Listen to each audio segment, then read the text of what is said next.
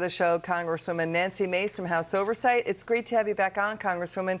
We're hearing from sources among House Republicans that you guys are ramping up, preparing to probe Hunter Biden if you guys take back control of Congress. What's the first thing you're going to do with this? What's going on?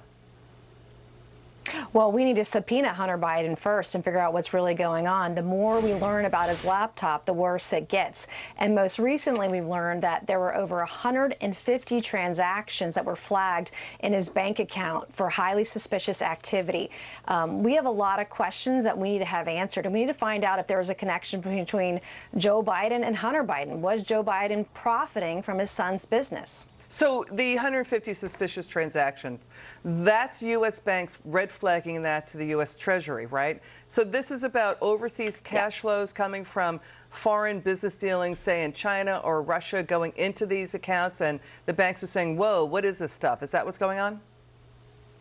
Yes, and they're huge payments, which is why they've been flagged. And there's a national security implication potentially if Joe Biden had anything to do with any potential foreign adversaries that his son Hunter was doing business with.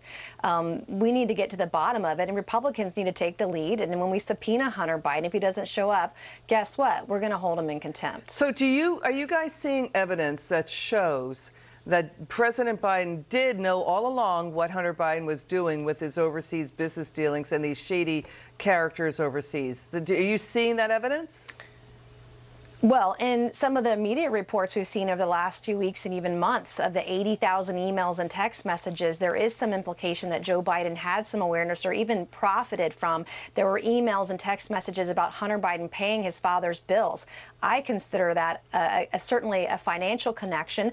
Did he violate election law or campaign finance law with that kind of connection, financial connection, having his son pay his bills, especially if his son was doing any business with any foreign adversaries, and we're talking about a national security risk. So there's also evidence that you're seeing, that we're hearing, that they were sharing. We've been reporting about the laptop emails suggesting that they were sharing bank accounts. Are you seeing evidence that Hunter and Joe Biden, their financial dealings were way more entwined than we know about? Well, that's why we need to subpoena Hunter Biden. That's one of the reasons we need to bring him in and have him provide testimony and answer questions from members of Congress to figure out what was truly going on and provide that evidence or proof that it did not happen. When you look at the paper trail here, it's really something that Americans ought to be aware about and have answers to. So we know, excuse me, from these reports about the text messages and emails on the laptop, that Hunter Biden was covering the expenses for the Biden family. He complained about it, and also for his father. Is there concerns that the president did not disclose these these bank accounts where he was working, or Hunter and he were sharing bank accounts, that the president, when he was vice president, did not disclose them on his government financial disclosure forms?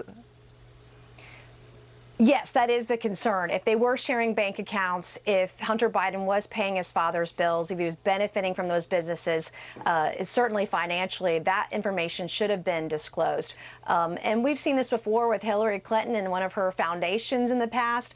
One of the reasons the American people hate Congress and hate the federal government is their frustration when people just are not held accountable.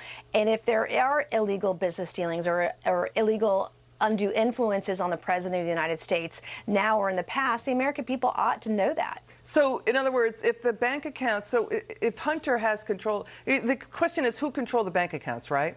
Who controlled the cash flows? Right. Who controlled the money coming in, even assets that were purchased with them, right? So we don't know how it's being reported on the president's government financial disclosure forms. Is that an issue that the Republicans are now pursuing?